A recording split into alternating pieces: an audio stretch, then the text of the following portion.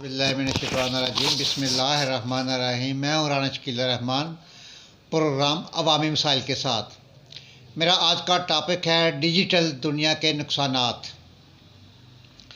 कहते हैं कि किसी भी मुजरिम को पहला पत्थर वो मारे जिसने कभी कोई जुर्म ना किया हो।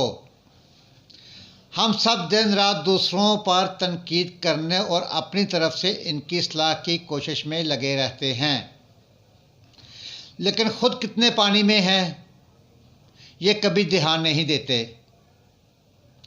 क्योंकि हमें इस पर गौर करने का भी वक़्त नहीं मिलता। और फिर यूँ होता है कि आपकी बुराइयां पर कोई और ध्यान देने पर मजबूर हो जाता है,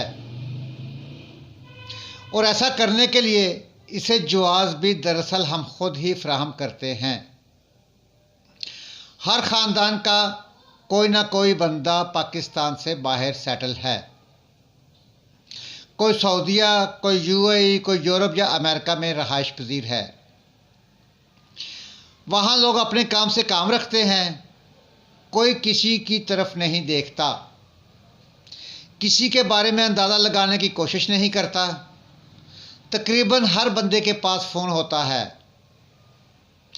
जिसका स्पीकर कानों में ठोंस कर वो अपनी दुनिया में मगन रहता है। मेरा अपना यह मुशाहिदा है कि आजकल मोबाइल फ़ोन में एक अलग ही दुनिया जो आबाद है, वो ना किसी को बोर होने देती है और ना ही हकीकी दुनिया पर ध्यान देने का मौका देती है। गो कि वो डिजिटल दुनिया में भी किसी दूसरे हिस्से की हकीकी दुनिया है, मगर हम सब इसके लिए अपने आसपास के माहौल को मुकम्मल नज़रअंदाज करते हैं। यानी आपके घर में अगर कोई अहम मसला चल रहा होगा तो शायद आपको इसके बारे में इतनी मालूमात नहीं होंगी जितनी आपको किसी और के मसलों के बारे में पता होगा, क्योंकि एक घर और एक छत के नीचे रहते हुए हम ज़हनी तौर पर अपनी जगह से गैर हाज़िर और अमलन कहीं और होते हैं। हमारा घर हो या दफ्तर, हर जगह यही माहौल मिलता है। और तो और जो सबसे ज़्यादा गैर अखलाकी हरकत हैं, आज कल लड़ाइयाँ, झगड़े, मेने ताने, गैर अखलाकी गुफ्तगू, ये सब कुछ सोशल मीडिया पर चल रहा होता है। बात स्टेटस देखकर तो हंसी भी आ जाती है कि लोग अपनी मेंटली सेटिस्फेक्शन किस तरह दूर कर रहे होते हैं, और जो समझदार लोग हैं मुस्कुराकर चुप रहते हैं। लेकिन अगर दूसरी तरफ से एक शेर तो दूसरा फरीक सवा शेर बन जाए तो फिर दोनों तरफ से मामलात बहुत ख़राब हो जाते हैं। एक मुहावरा है कि एक चुप सौ सुख। जो इस पर अमल कर गया उसके लिए सुकून ही सुकून है। इस हवाले से दूसरा सबसे बड़ा मसला जो बहुत अहम है, नोट करें कि अब माएँ भी अपने बच्चों को बहलाने के लिए हाथ में मोबाइल थमा देती हैं कि वो इन्हें तंग ना करे और ख़ुद यूट्यूब पर कार्टून लगा ले या फिर और कोई मुनासिब या गैर मुनासिब दिलचस्प चीज़ें देखता रहे। यूँ वो बेफिक्र होकर अपने काम में मसरूफ़ हो जाती हैं। इस ज़िमन में इन्हें कुछ एहसास इस वक्त होता है जब इनके बच्चे महंगे महंगे मोबाइल फ़ोन ख़राब करने लगते हैं, क्योंकि वो बच्चे की ज़िद से जान छुड़ाने के लिए इसके हाथ में थमा देते हैं। इसलिए अब बच्चों को इससे क्या सरोकार कि मोबाइल ख़राब करके वो कितने हज़ारों का नुकसान कर देते हैं।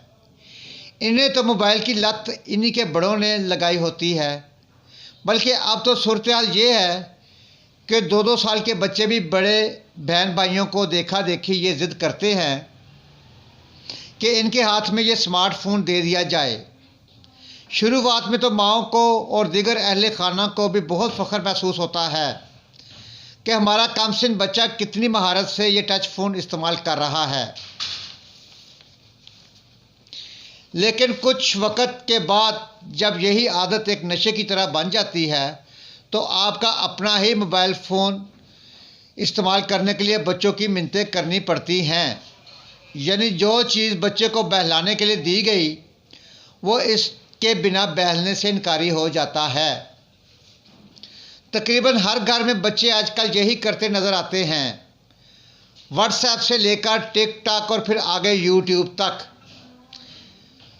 आप कब तक और कितनी नज़रें रखेंगे कि वो क्या देखता है, किस से बात करता है, या छोटा बसम लगाकर नहायत फजूल बेमानी और वाहियात किस्म की चीज़ें देख रहा है, या कोई मालूमाती फ़िल्म भी इसका शौक़ है।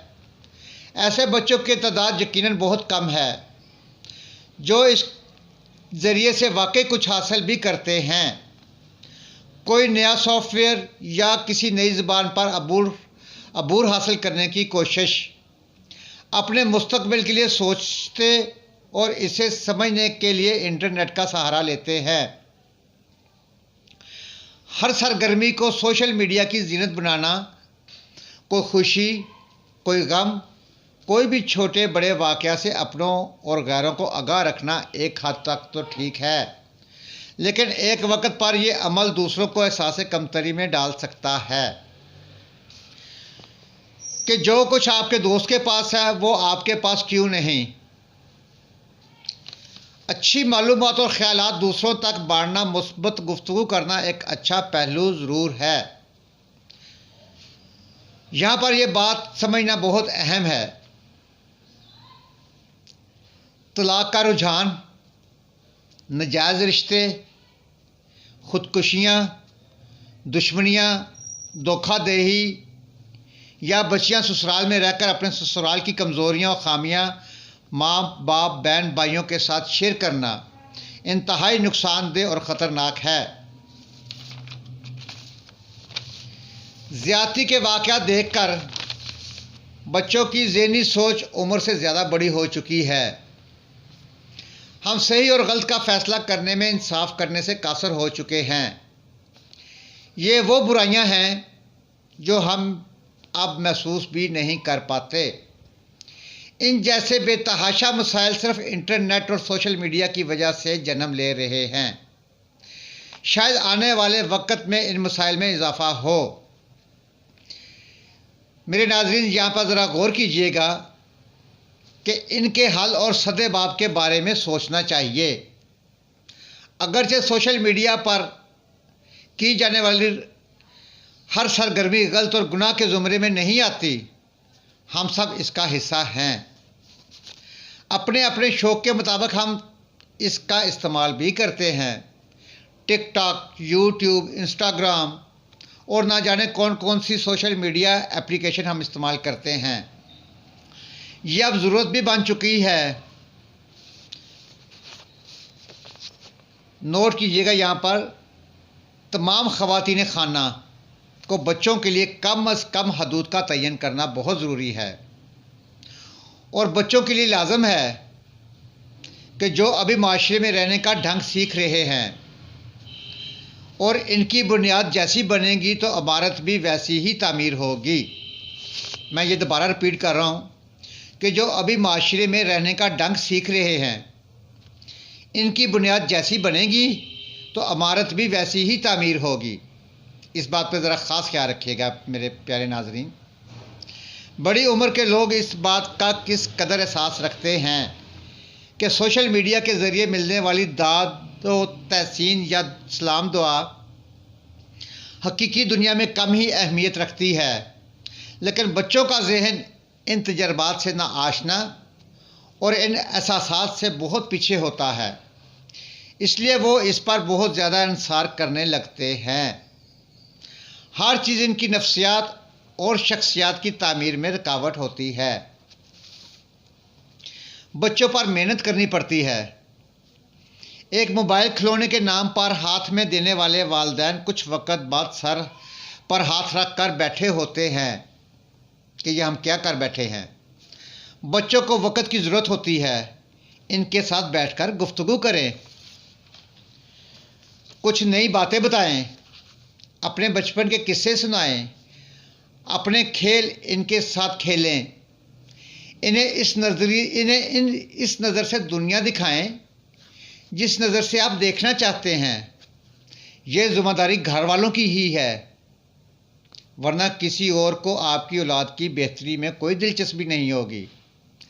इसके बिगड़ जाने पर बातें बनाने वाले बहुत मिल जाएंगे। अपने मोबाइल फ़ोन को राब्ते का ज़रिया ही समझें। वक़्त गुजारी के लिए कुछ वक़्त तफरी का सिलसिला होना भी गलत नहीं, लेकिन अड़ोना बिछोना बना लेना हर तरह से बिगाड़ पैदा करता है। नोट करें, ख़ास बड़ी अहम चीज़ है, ये बड़ा अहम पॉइंट है कि अगर हम दूसरों पर तनकीद की बजाय अपनी इस्लाह पर ख़ुद तवज्जो दें, कि अगर हम दूसरों पर तनकीद ना करें, सिर्फ़ और सिर्फ अपनी इस्लाह पर तवज्जो दें, तो दुनिया ही कुछ अलग होगी। बच्चों की ज़िंदगी में तवाज़ुन और इन्हें डिजिटल की कैद से निकाल कर हकीकी दुनिया में लाएं, ताकि इनका अपने आप और अपने इर्द गिर्द का नाता मुनक़ता ना हो।